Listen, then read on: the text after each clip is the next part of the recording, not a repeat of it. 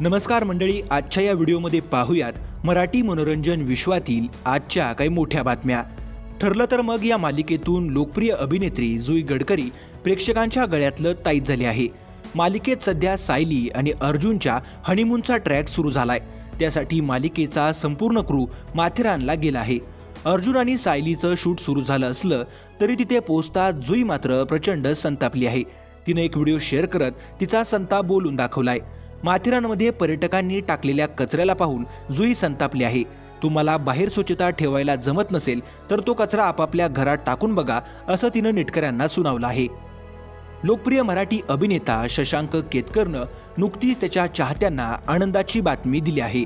अभिनेत्याच्या घरी एका नव्या पाहुण्याचं आगमन झालंय. शशांकनं नववर्षाच्या पहिल्याच महिन्यात नवीन इलेक्ट्रिकल कार खरेदी केली आहे. या संदर्भात त्यानं खास पोस्ट शेअर करत माहिती दिली.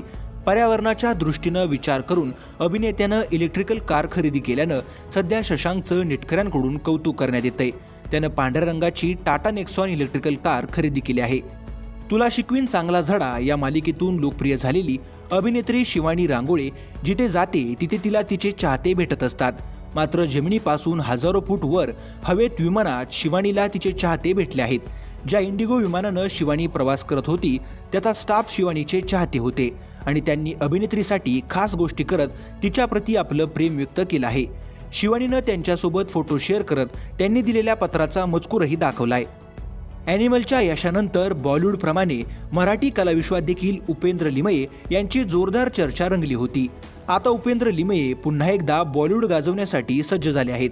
त्यांनी नव्या सिनेमाची पहिली झलक इंस्टाग्रामवर शेअर केली आहे.